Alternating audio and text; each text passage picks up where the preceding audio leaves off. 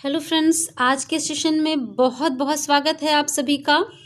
जैसा कि आप जानते हैं, पिछले वीडियो में हमने आपने एक डिस्कशन स्टार्ट किया था on the topic Carnot's reversible heat engine.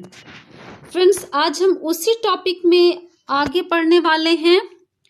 आगे बढ़ने से पहले आपसे कहना चाहती हूँ कि अगर ये वीडियोस आपके लिए हेल्पफुल हैं फ्रेंड्स, आपको पसंद आते हैं, तो वीडियो को लाइक करना और चैनल को सब्सक्राइब करना बिल्कुल भी ना भूलें। आइए आज के इस वीडियो में हम आगे बढ़ते हैं और कार्नोट्स रिवर्सिबल हीट इंजन से रिलेटेड आगे की जो भी कॉन्सेप्ट्स हैं, जो भी बातें हैं, उन्हें हम जानते हैं। जैसा कि आप जानते हैं कि पिछले वीडियो में हमने और आपने डिस्कस किया कि हीट इंजन क्या होता है, रिवर्सिबल साइकिल क्या होती है, कार्नोट साइकिल क्या है, और एसेंशियल कंपोनेंट्स के बारे में हमने जाना कि हीट इंजन के एसेंशियल कंपोनेंट्स कौन कौन से होते हैं। इन एसेंशियल कंपोनेंट्स को यूज करके हीट इंजन की वर्किंग कैसे होती है, उस वर्किंग को जाना। हमने जाना जो आइडियल हीट इंजन होता है या कार्नोट हीट इंजन है, वो कार्नोट साइकिल पर टोटली बेस्ड होता है, यानी Carnot heat engine Carnot cycle के बेस पर ही वर्क करता है और कार्नोट साइकिल इन 4 स्टेप्स में कंप्लीट होता है। उसे हम किस तरीके से P और V ग्राफ को यूज करके रिप्रेजेंट करते हैं, ये भी हम लोगों ने देखा था। अब आज के वीडियो में इसी क्रम में हम आगे बढ़ते हैं और हम कैलकुलेट करेंगे efficiency of the heat engine. जैसा कि पिछले वीडियो में हमने डिस्कस किया था कि एफिशिएंसी को ईटा से रिप्रेजेंट करते हैं, that is equal to W upon H1। और ये W क्या है? Total net work done by the heat engine in 1 cycle, और H1 वो हीट एनर्जी है जो कि एक साइकिल में हम इंजन को दे रहे हैं। ये हम डिस्कस कर चुके हैं। आज के वीडियो में हम कैलकुलेट करेंगे। पहले W को कैलकुलेट करना सीखेंगे, H1 को निकालना सीखेंगे, फिर W और H1 को यूज करके हम एफिशिएंसी निकालना सीखेंगे। जब हम W को निकालेंगे फ्रेंड्स, तो किस तरीके से हम स्टेप बाय स्टेप आइसोथर्मल और एडियाबेटिक प्रोसेसेस के लिए वर्क डन निकालेंगे, वो पूरा कैलकुलेशन हमारे आज के वीडियो में है। यहाँ तक जो हमने अभी रिवाइज किया उससे हमने डिटेल में पिछले वीडियो में डिस्कस किया हुआ है। तो फ्रेंड्स, आज के वीडियो को पढ़ने से पहले पार्ट 1 वीडियो जो कार्नोट रिवर्सिबल हीट इंजन का है उसको आप जरूर देखें। उस क्रम में हम आगे चलते हैं और आज हम देखते हैं कार्नोट साइकिल के बारे में आगे का कंसेप्ट क्या कहता है। फ्रेंड्स, कार्नोट साइकिल जैसा कि पिछले वीडियो में एक्सप्लेन किया गया है कि 2 आइसोथर्मल और 2 एडियाबेटिक प्रोसेस से मिलकर के एक जो साइक्लिक प्रोसेस होता है, एक जो साइकिल बनती है, वो कार्नोट साइकिल है। जैसा कि यहाँ डायग्राम में आप देख पा रहे हैं और पिछले वीडियो से आप अपने आप को कनेक्ट कर पा रहे होंगे, तो यहाँ A से B ये आइसोथर्मल एक्सपेंशन है, फिर B से C पे आप जाते हैं तो एडियाबेटिक एक्सपेंशन हुआ, फिर C से D पर आप गए तो फ्रेंड्स C से D पर जब आप जाते हैं तो ये हमारा आइसोथर्मल कंप्रेशन होता है। फिर D से जब A पर जाते हैं और साइकिल को कंप्लीट करते हैं तो D से A हमारा एडियाबेटिक कंप्रेशन है। यहाँ तक आपने पिछले वीडियो में देखा था फ्रेंड्स। अब यहाँ हम वर्क डन को कैलकुलेट करेंगे, देखेंगे आइसोथर्मल और एडियाबेटिक प्रोसेसेस जो 4 स्टेप्स में कंप्लीट होकर के और एक साइकिल को कंप्लीट कर दिया है, वहाँ हम वर्क डन कैसे कैलकुलेट करेंगे। तो स्टेप बाय स्टेप चलना है। फर्स्ट स्टेप हम A से स्टार्ट करते हैं, A is the starting point. A से B तक जब हम जाते हैं तो फर्स्ट स्टेप यानी कि आइसोथर्मल एक्सपेंशन। और एक्सपेंशन हम क्यों कह रहे हैं फ्रेंड्स, आप देख पा रहे होंगे यहाँ डायग्राम में कि एक्स एक्सिस पर वॉल्यूम V और वाई एक्सिस पर प्रेशर P हमने यहाँ पे सिलेक्ट किया है। और इस ग्राफ में जो हमने प्रेशर और वॉल्यूम ग्राफ बनाया है, इस ग्राफ में जब A से B की ओर जाते हैं तो प्रेशर डिक्रीज कर रहा है और वॉल्यूम इंक्रीज कर रहा है। फ्रेंड्स, जब प्रेशर डिक्रीज करता है और वॉल्यूम इंक्रीज कर रहा है, दैट मीन्स एक्सपेंशन हो रहा है। जो पिछले वीडियो में हमने कंपोनेंट्स के टर्म्स में डिस्कस किया था, हमारा वर्किंग सब्सटेंस एक सिलेंडर में लिया गया था और सिलेंडर में एक पिस्टन लगाया जाता है। तो पिस्टन जब ऊपर की तरफ उठता है, ये पिस्टन ऊपर जाएगा तो सिलेंडर का वॉल्यूम बढ़ जाता है, यानी इसके अंदर की जो गैस है वो एक्सपेंड कर जाती है। तो वॉल्यूम बढ़ना और प्रेशर घटना, दैट मीन्स एक्सपेंशन। तो जो फर्स्ट स्टेप, 4 में से फर्स्ट स्टेप जो लिया गया आइसोथर्मल एक्सपेंशन का, तो उसके लिए पिछले वीडियो में डिस्कस किया कि कहाँ पे हो रहा था आइसोथर्मल एक्सपेंशन, जब हमने वर्किंग सब्सटेंस को T1 टेम्परेचर वाले सोर्स वाला जो रिजर्वॉयर है उसके ऊपर रखा। That means we place the engine, that means the cylinder, the working substance, we place the engine containing the working substance over the source at temperature T1। जो T1 temperature पर source है उसके ऊपर हमने सिलेंडर को रख दिया। Now the working substance also at temperature T1, जैसे ही हम सोर्स के ऊपर रखते हैं सिलेंडर को, तो आपको याद होगा कि सिलेंडर का बॉटम जो है कंडक्टिंग था, और जैसे ही उसे आप सोर्स के ऊपर रखते हैं तो दोनों डायरेक्ट टच में आ जाते हैं एक दूसरे के, और डायरेक्ट टच में आने पर जो टेम्परेचर है सोर्स का वही टेम्परेचर वर्किंग सब्सटेंस का भी हो जाता है। यानी सोर्स के ऊपर जैसे ही हम रखते हैं तो हमारा वर्किंग सब्सटेंस का टेम्परेचर भी T1 हो जाता है। और यहाँ पर जब एक्सपेंशन स्टार्ट होगा, क्योंकि सोर्स से हीट एब्जॉर्ब करता है हमारा वर्किंग सब्सटेंस, और A से B तक जो प्रोसेस होगा उसमें टोटल हीट इसने कितनी एब्जॉर्ब की, H1 हीट इसने एब्जॉर्ब करी। और A से B तक जाने में H1 हीट जब एब्जॉर्ब कर रहा है तो इसने A से स्टार्ट किया था, A पॉइंट पर था temperature T1, pressure P1, volume V1। और एब्जॉर्प्शन हीट का जब होता है तो सिलेंडर में पिस्टन ऊपर की तरफ उठता है, गैस का एक्सपेंशन होता है और प्रोसेस A से B तक कंप्लीट होता है, जिसमें प्रेशर डिक्रीज करता है और वॉल्यूम इंक्रीज करता है। ये यहाँ पे आइसोथर्मल एक्सपेंशन है, क्योंकि सोर्स का जो टेम्परेचर था T1 उसी टेम्परेचर पर प्रोसेस हो रहा है। यहाँ पर पिस्टन ऊपर की तरफ उठ रहा है, यानी एक्सपेंशन हो रहा है। That means work is done by the working substance. Working substance piston पर प्रेशर लगा रहा है, वो एक्सपेंड कर रहा है। Work is done by the working substance. Now, the bottom of the cylinder is perfectly conducting and working substance absorbs heat H1 from the source at temperature T1 while the expansion from A to B, जिसे मैंने अभी explain किया आपको। अब यहाँ पर देखिए friends, तो हमें कैलकुलेट करना है अब इस आइसोथर्मल एक्सपेंशन के दौरान जो वर्क डन होगा। वर्क डन निकालने के कई तरीके होते हैं, हम यहाँ एक फॉर्मूला बेस्ड भी देखेंगे और ग्राफिकल भी देखेंगे। फ्रेंड्स, ग्राफिकल हम बहुत डिटेल में नहीं जाएंगे। अगर आपको कहीं कोई कंफ्यूजन है, आप और डिटेल चाहते हैं, तो कमेंट में लिख दीजिए, मैं उसे अलग से वीडियो में डिस्कस करूंगी। यहाँ आप जानते हैं होंगे पहले से कि जब प्रेशर और वॉल्यूम हम ग्राफ प्लॉट करते हैं तो ग्राफ के नीचे का जो एरिया आएगा वो उस प्रोसेस के दौरान वर्क डन हमें बताता है। यानी A से B तक जाने में जो वर्क डन है वो ये वाला शेडेड एरिया होगा। A से B तक जो प्रोसेस हुआ उसमें वर्क डन हमें मिलेगा ग्राफ से। A से B तक का जो ग्राफ है इसके नीचे का एरिया, यानी ABGEA, ये वाला जो एरिया है ये हमें देता है work done during this isothermal process. तो ये तो ग्राफ से हो जाएगा, इसी को हम फॉर्मूले से भी कैलकुलेट करते हैं।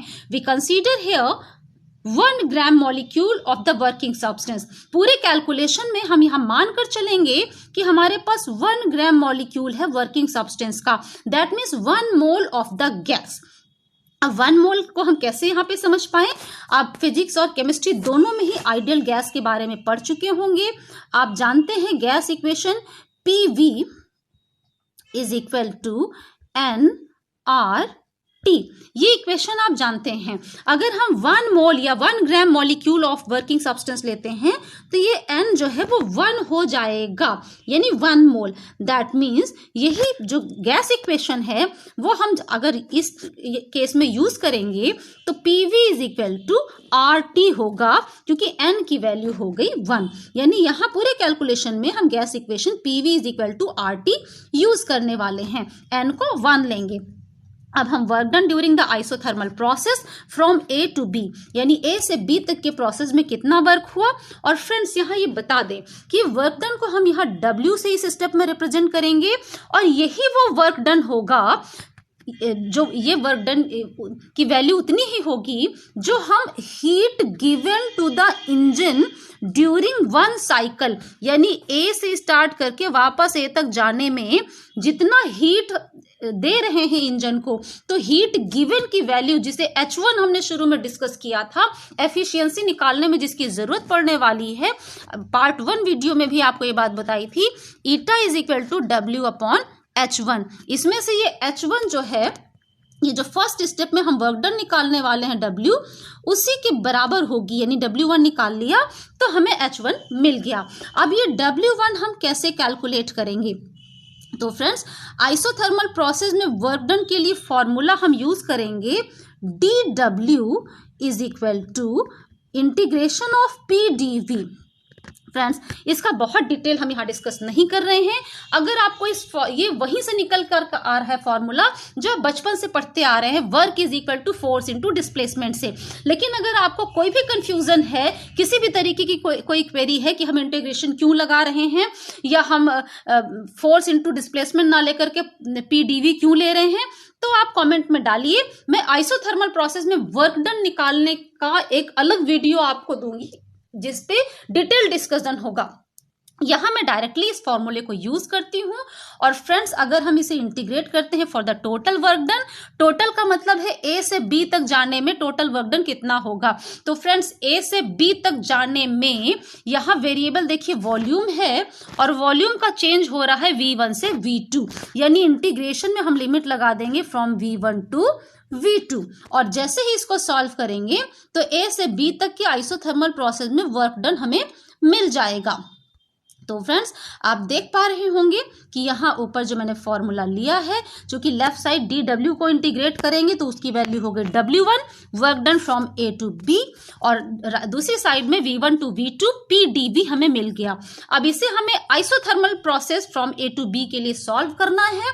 तो आइसोथर्मल प्रोसेस के लिए हम यूज करते हैं equation PV is equal to RT। Of course n की वैल्यू हो गई 1। अब यहाँ T टेम्परेचर कितना है? T1 टेम्परेचर पर हो रहा है आइसोथर्मल प्रोसेस, तो टेम्परेचर को हम T1 कर देंगे। और जैसे ही इसको सॉल्व करेंगे तो हमें P की वैल्यू मिल जाएगी RT1 अपॉन V। और ये P की वैल्यू RT1 अपॉन V, इसको हम ऊपर फॉर्मूले में सब्स्टिट्यूट करके इक्वेशन को सॉल्व करेंगे। इस इक्वेशन को सॉल्व करने के लिए P is equal to RT1 upon V हम सब्स्टिट्यूट करेंगे। और फ्रेंड, सब्स्टिट्यूट क्यों करना पड़ता है? इंटीग्रेशन आप अच्छे से जानते हैं कि P क्या है। P फॉर्मूले में आपने देखा प्रेशर वॉल्यूम पर डिपेंड करता है, तो इंटीग्रेशन को सॉल्व करने के लिए हमें प्रेशर को वॉल्यूम के टर्म्स में लिखना होता है। अब जब हम प्रेशर P की जगह रखते हैं RT1 अपॉन V, तो जैसे ही आप RT1 अपॉन V करते हैं तो RT1 तो कांस्टेंट टर्म है, RT1 बाहर आ जाएगा, और इंटीग्रेशन में अंदर आपके लिए बचता है 1 अपॉन V dV, और जिसमें लिमिट लगी है V1 से V2 तक की। और 1 अपॉन V dV को आप सॉल्व करेंगे तो log V आ जाएगा। log V में जब हम लिमिट लगाएंगे तो इंटीग्रेशन आपने सीख रखा होगा। अगर कोई डाउट है तो कमेंट में लिखिए फ्रेंड्स, मैं उसे अलग से एक्सप्लेन करूंगी वीडियो दे करके, work done during the isothermal process. तो जैसे ही आप ये लिमिट लगाएंगे तो आपको जो फाइनल रिजल्ट मैंने दिखाया हुआ है वो मिल जाता है लिमिट लगाते ही। यानी हमें W1 की वैल्यू मिल गई RT1 log V2 upon V1। और ग्राफ के टर्म्स में मैं आपको पहले ही एक्सप्लेन कर चुकी हूँ कि वर्क डन आपको इस PV ग्राफ से ये वाला एरिया मिल रहा है ABGE। तो फ्रेंड्स, ये आइसोथर्मल प्रोसेस ए से बी तक है, उसमें वर्क डन हमने W1 निकाला। सेकेंड स्टेप आता है B से C तक का एडियाबेटिक प्रोसेस। तो एडियाबेटिक प्रोसेस में वर्क डन हम निकालेंगे। Now we place the engine. आपको याद होगा पार्ट 1 वाले वीडियो में आपने देखा कि सेकेंड स्टेप के लिए आप सोर्स से उठा करके सिलेंडर को इंसुलेटेड स्टैंड के ऊपर रख देते हैं, और यानी B से C तक का एडियाबेटिक प्रोसेस वहां पर पूरा होता है।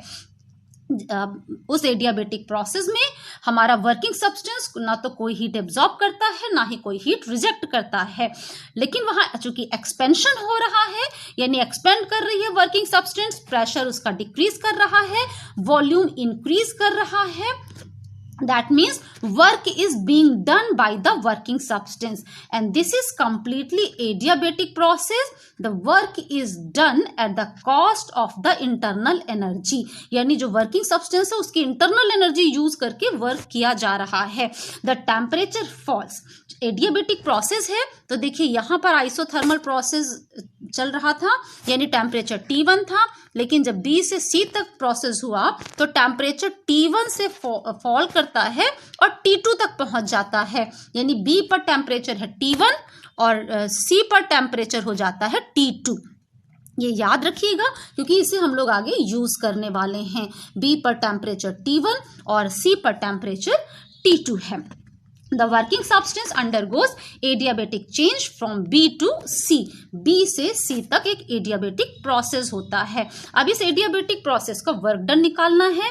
फॉर्मूला वही वर्क डन का dW is equal to PdV, और dW को सॉल्व करेंगे तो B से C तक का वर्क डन आता है, जिसे हमने W2 से रिप्रेजेंट किया है, और दूसरे साइड PdV हमने लिया था, जहां वॉल्यूम की लिमिट है V2 से V3, यानी हमने यहाँ पे लिमिट यूज कर ली V2 से V3। और अब इसको PdV को सॉल्व करना है।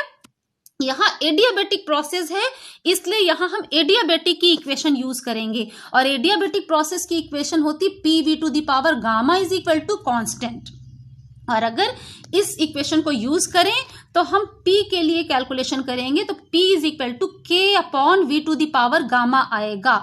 P की जगह K upon V to the power gamma यहाँ सब्स्टिट्यूट कर देंगे तो हमें इस टाइप की एक इक्वेशन मिलती है। इसको इंटीग्रेट करना है हमें, और इंटीग्रेट करने के लिए प्रोसेस बहुत ही सिंपल है। जैसा आप सिंपल सा यूज करते आए हैं x to the power n dx is equal to x to the power n plus 1 upon n plus 1, इस तरीके से आपने पढ़ रखा होगा इंटीग्रेशन का फॉर्मूला। यहाँ x की जगह v हम यूज करेंगे और n की जगह माइनस गामा, क्योंकि जब इसको आप सॉल्व करेंगे dv upon v to the power gamma तो ये बन जाता है v to the power minus gamma, v to the power minus gamma dv, यानी x की जगह v, n की जगह माइनस गामा। ये यहाँ पे सब्स्टिट्यूट करेंगे फॉर्मूले पे तो इंटीग्रेशन हो जाएगा। इंटीग्रेशन में डिटेल में नहीं जा रही हूँ। अगर एडियाबेटिक प्रोसेस में वर्क डन कैलकुलेट करने में आपको कहीं भी कोई समस्या आती, कोई भी प्रॉब्लम आती है तो फ्रेंड्स कमेंट में लिखें, मैं इसका भी अलग वीडियो ज्यादा डिटेल आपको बताते हुए दे दूंगी। तो ये स्टेप और एक अलग से question work done during the adiabatic process वो आपका प्रिपेयर हो जाएगा उस वीडियो से। यहाँ थोड़ा शॉर्ट में हम चलेंगे और हमने यूज किया P is equal to K upon V to the power gamma, जिसे इंटीग्रेट किया तो हमें W2 जो वर्क डन आया एडियाबेटिक प्रोसेस में वो इतना कैलकुलेट होकर आ गया। इसे थोड़ा सा हम और सिंप्लीफाई करना चाहेंगे तो हम फिर से यूज करेंगे PV to the power gamma is equal to constant K। और यहाँ पर देखिए एडियाबेटिक प्रोसेस B से C तक हो रहा है, तो अगर हम इसी PV to the power gamma is equal to K यानी कांस्टेंट, इसका मतलब कोई भी 2 पॉइंट लें एडियाबेटिक प्रोसेस में कोई भी 2 पॉइंट लें, हमने एक B लिया और एक C लिया।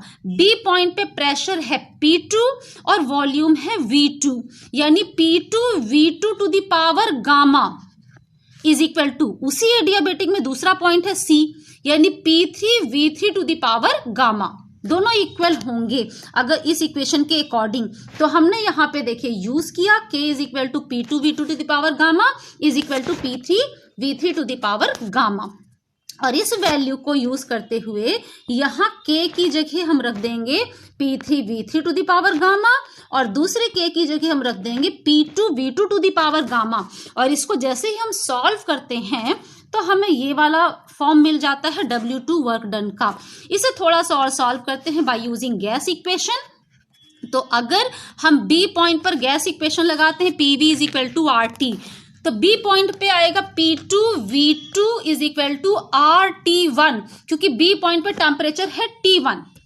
और इसी तरीके से अगर हम C पॉइंट पे लगाते हैं गैस इक्वेशन तो आता है P3V3 is equal to RT2। यहाँ पे थर्ड C पॉइंट पर P3V3 is equal to RT2 ये आ जाएगा। और ये वैल्यूज हम यूज करते हैं और यहाँ सब्स्टिट्यूट करते हैं P2V2 की वैल्यू P2V2 की जगह और P3V3 की वैल्यू P3V3 की जगह सब्स्टिट्यूट करते हैं और R को कॉमन लेते हैं तो हमें W2 का ये फाइनल वाला फॉर्म मिल जाता है, जिसमें अगर 1 माइनस गामा को गामा माइनस 1 के फॉर्म में अगर हम लिखते हैं तो हमें इसका इस तरीके का फॉर्म भी मिल जाता है R T1 माइनस T2। देखिए T2 माइनस T1 को भी हमने कर दिया T1 माइनस T2। तो ये W2 is equal to R T1 minus T2 upon gamma minus 1, ये आ गया W2 की वैल्यू। और अगर W2 यानी B से C तक का जो वर्क डन है इसमें हम ग्राफिकली देखें तो इस ग्राफ के नीचे का एरिया प्रेशर वॉल्यूम ग्राफ में तो ये एरिया हो जाता है फ्रेंड्स, आप देख पा रहे होंगे ये एरिया देता है वर्क डन, यानी BCHGB ऐसे करके जो एरिया कवर हो रहा है ये पूरा एरिया हमें वर्क डन देता है, जिसे मैंने यहाँ शो किया है ग्राफ के टर्म्स में किस तरीके से हमें वर्क डन शो करना है W2 की वैल्यू। फ्रेंड्स थर्ड स्टेप हमारा था आइसोथर्मल कंप्रेशन, जो कि C से D तक का प्रोसेस था। और वो कैसे कंप्लीट हो रहा था आपको पार्ट 1 में आपको याद होगा, मैंने एक्सप्लेन किया था कि थर्ड स्टेप में आप सिलेंडर को सिंक के ऊपर रखते हैं तो T2 टेम्परेचर पर हीट रिजेक्ट होती है सिंक में और वहां पे T2 टेम्परेचर पर आइसोथर्मल प्रोसेस होता है, जिसे ग्राफ में C से D तक प्रोसेस शो किया गया है। That means we place the engine on the sink at temperature T2 and यहां पर प्रोसेस जब T2 पे आप रखेंगे तो क्या होगा, प्रेशर अब डिक्रीज करने लग जाएगा। अभी तक क्या हो रहा था, प्रेशर डिक्रीज कर रहा था एक्सपेंशन में और वॉल्यूम इंक्रीज कर रहा था, लेकिन अब C से D तक जब आप जाएंगे तो यहां क्या होगा, वॉल्यूम आपका डिक्रीज होने लग गया और प्रेशर इंक्रीज होने लग गया है। That means here the pressure increases and volume decreases. Now work is done on the working substance. Pressure decrease होने का मतलब जो सिलेंडर का पिस्टन था उस पिस्टन पर प्रेशर लगाया गया, नीचे की तरफ दबा रहे हैं हम, प्रेस कर रहे हैं, यानी वर्किंग सब्सटेंस के ऊपर वर्क किया जा रहा है। दैट मीन्स यहाँ जो कंप्रेशन प्रोसेस हो रहा है इसमें work is done on the working substance and this is isothermal process due to perfectly conducting base. जो बेस कंडक्टिंग था आपका सिलेंडर का बेस परफेक्टली कंडक्टिंग था, the process is isothermal. Quantity of heat H2 is rejected to the sink. जैसे first step में यहाँ पर H1 heat source से एब्जॉर्ब हुआ, तो ये जो हमारा थर्ड वाला स्टेप है आइसोथर्मल कंप्रेशन, इसमें H2 हीट सिंक में डाल दी गई, यानी उसमें रिजेक्ट कर दी गई है। इस टेम्परेचर पर T2 टेम्परेचर पर यहाँ पे work done on the system है। अभी तक दोनों स्टेप में A से B और B से C में एक्सपेंशन था, यानी work is done by the system, system work कर रहा था। अब हमारा कंप्रेशन हो रहा है, यानी work is done on the system, और हम C से D तक आइसोथर्मल प्रोसेस से D पॉइंट तक पहुंच जाएंगे। Now the work done during this isothermal process from C to D किस फॉर्मूले से कैलकुलेट करेंगे, तो friends dW is equal to PdV में इंटीग्रेशन लगाएंगे और ये हमें मिल जाता है वर्क डन के लिए फॉर्मूला।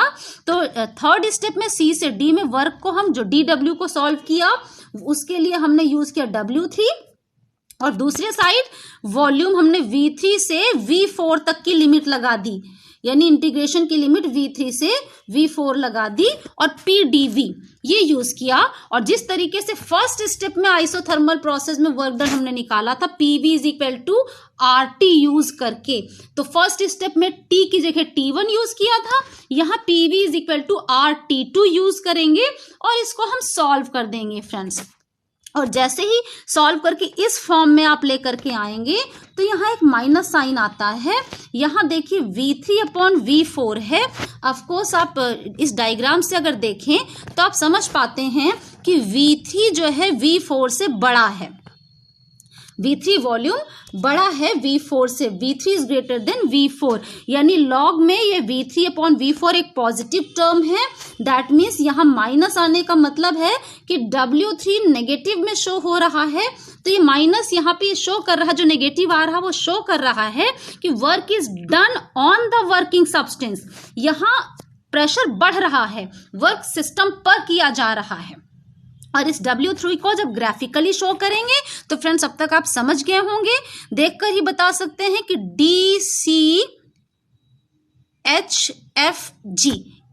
DCHFD ये वाला जो एरिया है ये यहाँ पे वर्क डन रिप्रेजेंट करेगा।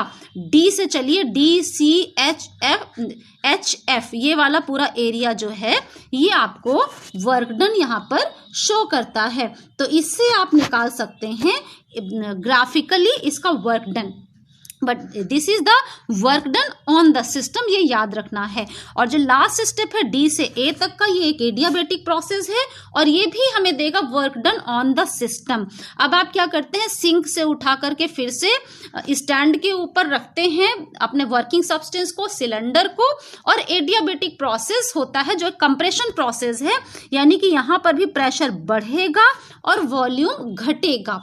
कंप्रेशन प्रोसेस यानी work is done on the system. Now we place the engine on the insulated stand and increase the pressure, the volume decreases. This process from D to A is completely adiabatic and the temperature, जो यहाँ पे आप temperature कितना है आपका इस adiabatic process में, तो टेम्परेचर देखिए फर्स्ट स्टेप में B से C में थे आप, फर्स्ट स्टेप जब आप ले रहे थे तो B से C पर थे जा रहे थे, तो फर्स्ट स्टेप जो सेकेंड स्टेप में जो एडियाबेटिक प्रोसेस हमने यूज किया था, तो सेकेंड स्टेप में B से C तक आप जा रहे थे, वहां पे टेम्परेचर फॉल कर रहा था।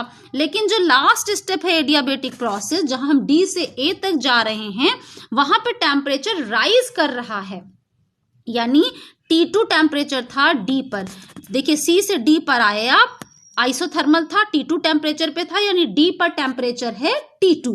अब एडियाबेटिक प्रोसेस हुआ D से A का, तो D पर टेम्परेचर है T2 और A तक पहुंचने पे टेम्परेचर वापस राइज कर जाता है T1 तक। और इस एडियाबेटिक प्रोसेस में भी वर्क डन बिल्कुल वैसे ही निकालना है जैसे B से C तक वाले एडियाबेटिक प्रोसेस में हमने फॉर्मूला यूज करके कैलकुलेशन किया था, तो यहाँ पे भी हम उसी तरीके से कैलकुलेशन करेंगे। Of course formula DW is equal to PdV हम यूज करेंगे और इंटीग्रेशन हमें लगाना होगा क्योंकि हमें वर्क डन पूरे प्रोसेस का लेना है, D से A तक का लेना है, तो लेफ्ट साइड इंटीग्रेशन और राइट साइड भी इंटीग्रेशन। लेफ्ट साइड का जो इंटीग्रेशन है फ्रेंड्स, वो इंटीग्रेट करके D से A तक का टोटल वर्क डन देगा, जिसको हम लोगों ने यहाँ W4 से रिप्रेजेंट किया है, यानी लेफ्ट साइड कन्वर्ट हो जाता है W4 में, जिसमें आपको अब कोई कंफ्यूजन नहीं रह गया होगा। और जो राइट साइड हमारा कन्वर्ट होता है वो आप देख पा रहे हैं लिमिट वॉल्यूम की कहाँ से कहाँ तक है, V4 से V1, तो V4 से V1 तक की वॉल्यूम की लिमिट लग जाएगी और PdV इसको सॉल्व करना है फॉर एडियाबेटिक प्रोसेस। और एडियाबेटिक प्रोसेस में आप जानते हैं एडियाबेटिक प्रोसेस के लिए equation PV to the power gamma is equal to K constant है, यानी P की जगह हम K/V to the power gamma रखेंगे और जैसे पहले B से C तक के लिए सॉल्व किया था उसी तरीके से सॉल्व कर देंगे। फ्रेंड्स अब यहाँ देखिए फिर से हम देखते हैं कि जब हमने सॉल्व किया है इसको, अब के आ गया, के की जगह हम क्या रखें, तो डी और ए पॉइंट्स पर हम adiabatic equation P V to the power gamma is equal to constant के यूज करें। तो अगर हम ए पॉइंट पर देखें तो प्रेशर है P1 और वॉल्यूम है V1, यानी P1 V1 to the power gamma, और इसी एडियाबेटिक पे दूसरा पॉइंट है हमारा डी पॉइंट पे प्रेशर है हमारा P4 और वॉल्यूम है V4। तो ये मिल जाएगा P4 V4 to the power gamma, जो कि सेम एडियाबेटिक पर है पॉइंट ए और पॉइंट डी, यानी ए पॉइंट पर ये वैल्यू जो हमने निकाली must be equal to the value at the D point, यानी P1 V1 to the power gamma is equal to P4 V4 to the power gamma is equal to K. अब यहाँ जो calculation किया था इसमें के की जगह फर्स्ट वाले स्टेप में P1 V1 to the power gamma रख दें, और सेकंड वाले में जहाँ पे V4 है वहाँ पे P4 V4 to the power gamma रख दें और सॉल्व कर देंगे तो इस टाइप की इक्वेशन आ जाएगी। इसे फर्दर सॉल्व करने के लिए हम फिर से गैस इक्वेशन यूज करेंगे PV to the power RT। अब यहाँ पे देखें अगर हम A पॉइंट पर यूज करते PV is equal to RT तो P1 V1 is equal to RT1 हमें मिलेगा, और अगर हम D पॉइंट पर यूज करते हैं तो यहाँ देखिए प्रेशर है P4, यानी P4 V4 is equal to RT2, क्योंकि D पॉइंट पर टेम्परेचर क्या है T2, इसलिए P4 V4 is equal to RT2। ये इक्वेशन हमें मिल जाएंगे। यहाँ P4 V4 की जगह पर RT2 रख देंगे, गैस इक्वेशन से ही आ रहा है फ्रेंड्स, याद रखिएगा PV is equal to RT use किया है, A पॉइंट पर यूज करेंगे PV is equal to RT, और D पॉइंट पर भी यूज किया है PV is equal to RT। तो D पॉइंट पर टेम्परेचर है T2, इसलिए P4 V4 is equal to RT2 हमें मिला है। और ये वैल्यूज जो आई हैं इसको ऊपर जो हमने W4 के लिए कैलकुलेशन किया है उसमें सब्स्टिट्यूट करते हैं और सॉल्व करेंगे तो ये इक्वेशन आ जाता है। इसको बिल्कुल वैसे ही जैसे B से C तक प्रोसेस के लिए वर्क डन हमने निकाला था उसी फॉर्म में लिखने के लिए, ये चीज़ तो T1 माइनस T2 है, लेकिन ये है 1 माइनस गामा, जिसे हमें गामा माइनस 1 के फॉर्म में लिखना है, इसलिए हमने एक माइनस कॉमन निकाल लिया। तो फ्रेंड्स आप कंपेयर करके देख सकते हैं कि B से C में जो हमने वर्क डन निकाला और D से A, ये जो दो एडियाबेटिक्स हैं जो वर्क डन निकाला है, दोनों के मैग्नीट्यूड तो सेम आ रहे हैं, लेकिन B से C वाला जो वैल्यू आई है वो पॉजिटिव आ रही है, यहाँ पे माइनस साइन आ रहा है क्योंकि ये हमारा work done by the system था, और जो हमने दूसरा निकाला D से A ये work done on the system है, कंप्रेशन है, इसलिए ये माइनस आया है, मीन्स कह सकते हैं जस्ट इक्वल एंड अपोजिट। और अगर ग्राफिकली देखें तो D से A तक का वर्क डन हम कैसे यहाँ पे ग्राफ से रिप्रेजेंट करेंगे, तो वो ग्राफ होगा हमारा DFEA, DFEA, ये वाला जो एरिया बनता है ये हमें देता है work done during this adiabatic compression.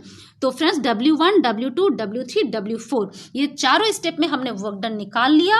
अब अगर हम आपसे कहें कि वन कंप्लीट कार्नोट साइकिल में टोटल वर्क डन कितना है, तो सीधे से आप कह देंगे इन चारों स्टेप्स के जो वर्क डन है W1, W2, W3, W4 चारों को हम ऐड कर दे तो टोटल वर्क डन मिल जाएगा। बस सिंपली हमें कैलकुलेशन में यही करना है, यानी चारों स्टेप के वर्क डन को हमें ऐड करना है, ये हमारा फॉर्मूला होगा।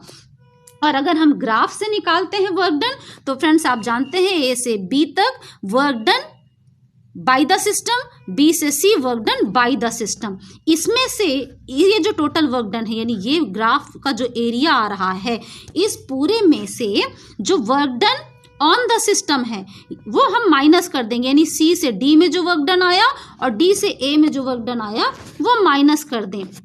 तो जैसे ही हम इस टोटल वर्क डन में से आप खुद देखिए, अगर हम ये वाला एरिया बाहर निकाल देते हैं तो रिमेनिंग जो एरिया बचता है वो एग्जैक्टली ये जो ग्राफ है, जो साइकिल है, इसके अंदर का एरिया बचता है, यानी एरिया इनसाइड ABCD ये बच रहा है। और देख के भी आप कह सकते हैं work done by the system इस केस में ज़्यादा है, यानी जो नेट वर्क डन आएगा that is area inside this cyclic curve इसके अंदर का जो एरिया है ABCD के अंदर का, ये टोटल वर्क डन दे रहा है। This is work done by the system, जो कि बाय द सिस्टम ज्यादा है और ऑन द सिस्टम कम है, तो ज्यादा वाले में से कम को माइनस किया, तो जो नेट वर्क डन आया work done by the system. तो ये ग्राफिकली आप कह सकते हैं कि एक कार्नोट साइकिल का वर्क डन होगा इस एरिया को, ABCD जो एरिया है, यानी साइकिल जो बन रहा है उसके अंदर का एरिया। और इसी को अगर हम फॉर्मूले से कैलकुलेट करते हैं तो W is equal to W1 plus W2 plus W3 plus W4। Friends, पीछे जो हमने W1, W2, W3, W4 इनको कैलकुलेट किया, उनकी वैल्यूज हमें यहाँ पे सब्स्टिट्यूट करनी है।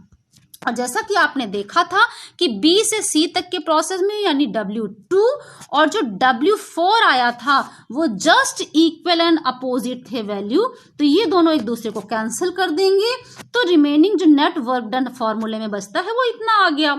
इसको आगे सॉल्व करने के लिए हम V2, V1 और ये V3, V4 इसका रिलेशन निकालेंगे। और इसके रिलेशन को निकालने के लिए फ्रेंड्स हमें इसका रिलेशन निकालना है, और इस रिलेशन को निकालने के लिए हम एडियाबेटिक इक्वेशन यूज करते हैं, यानी V1 अपॉन V2 और जो V3 अपॉन V4 था उसके बीच हम कैसे रिलेशन निकाल पाए। यहाँ पे देखिए ये V2 अपॉन V1 है और ये V3 अपॉन V4 है, तो इनके बीच हम कैसे रिलेशन निकालें कि इसको हम और सिंप्लीफाई कर लें W को।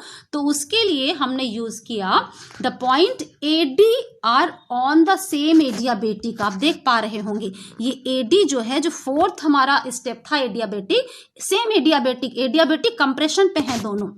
तो AD जब एडियाबेटिक कंप्रेशन, एक ही एडियाबेटिक कंप्रेशन पे हैं, तो हम इस पे एक एडियाबेटिक इक्वेशन लगा सकते हैं। और एडियाबेटिक इक्वेशन आप जानते हैं अभी तक PV to the power gamma is equal to constant K।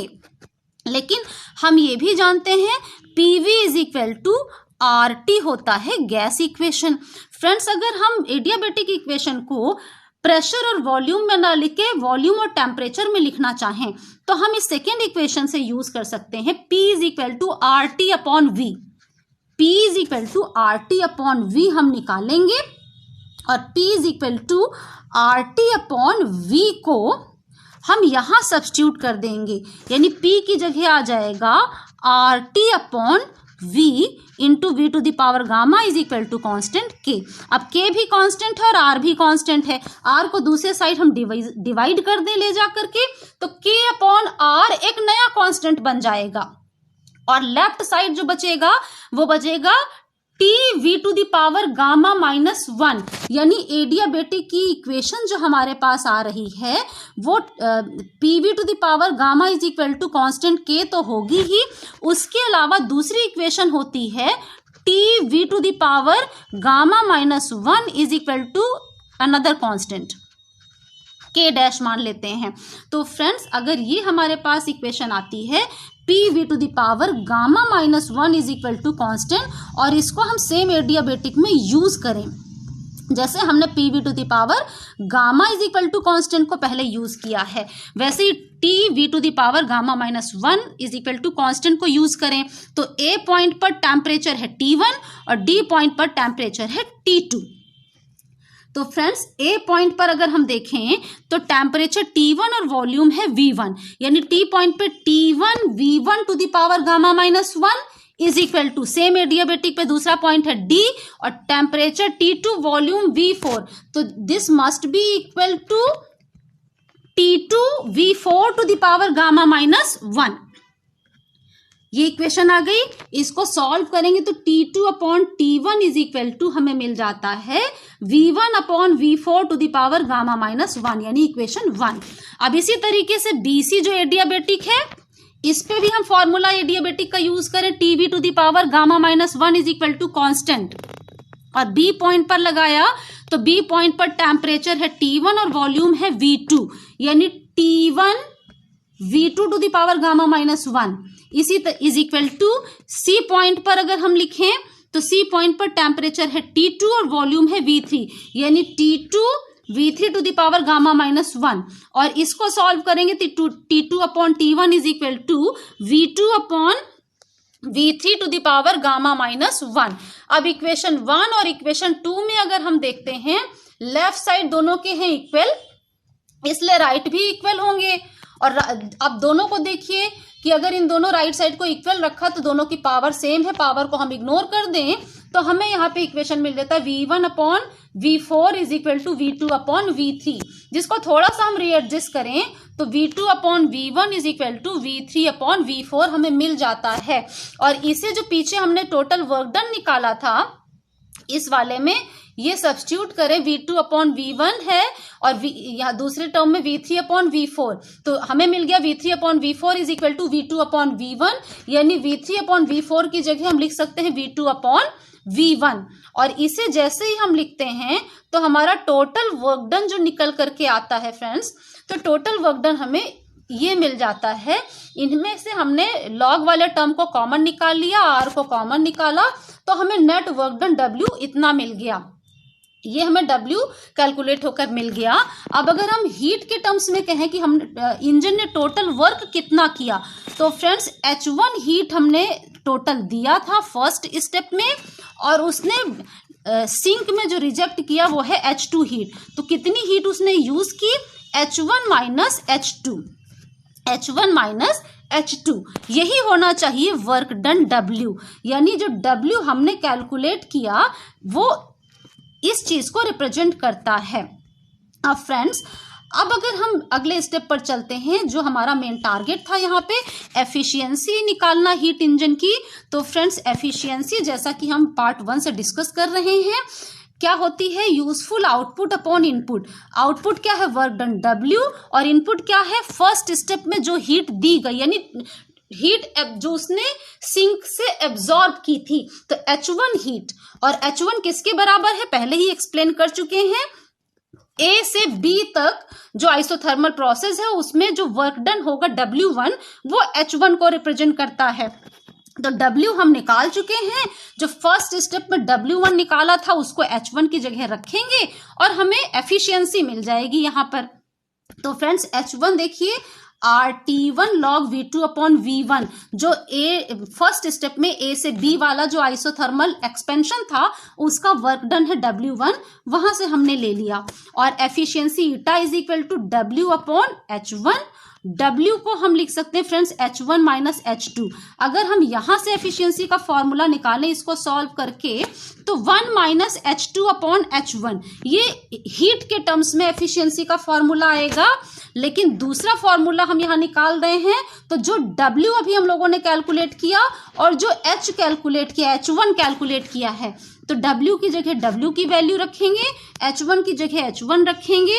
जो कैंसिल आउट होता है उसको कैंसिल करते हैं, तो हमें एफिशिएंसी मिल जाती है eta is equal to 1 minus T2/T1। और आप अच्छे से जानते हैं T1 एब्सोल्यूट टेम्परेचर है सोर्स का, और T2 एब्सोल्यूट टेम्परेचर है सिंक का, जिससे हम कार्नोट हीट इंजन की एफिशिएंसी निकाल सकते हैं। तो फ्रेंड्स, ये तो एफिशिएंसी का फॉर्मूला था।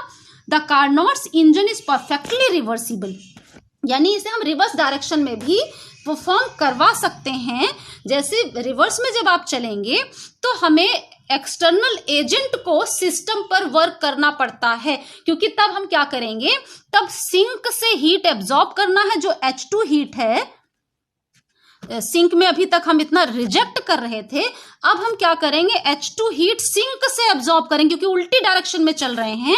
सिंक से H2 हीट एब्जॉर्ब किया, एक्सटर्नल एजेंट ने सिस्टम पर वर्क किया, और वर्क करने के बाद H1 हीट सोर्स में रिजेक्ट करेंगे। सोर्स को भेजना यानी उल्टी डायरेक्शन में हीट का फ्लो कराना है, इसके लिए एक्सटर्नल एजेंट को काम करना पड़ता है। तो यहाँ क्या कर रहे हैं, यहाँ हम एक लो टेम्परेचर से हीट लेकर के हाई टेम्परेचर की तरफ फेंक रहे हैं, रिजेक्ट कर रहे हैं।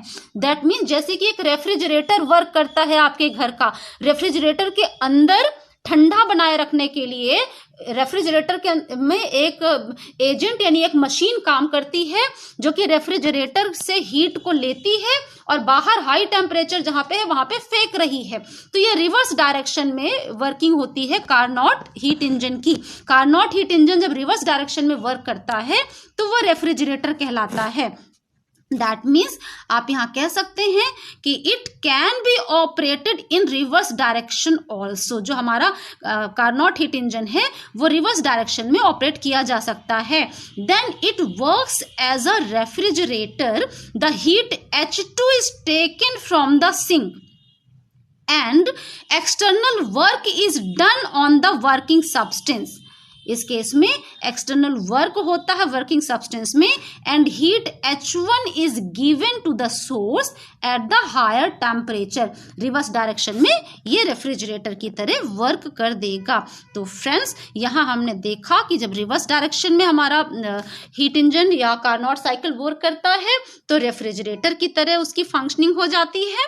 रेफ्रिजरेटर हम यहाँ डिटेल स्टडी नहीं कर रहे हैं क्योंकि हमारा एम था एफिशिएंसी ऑफ हीट इंजन निकालना।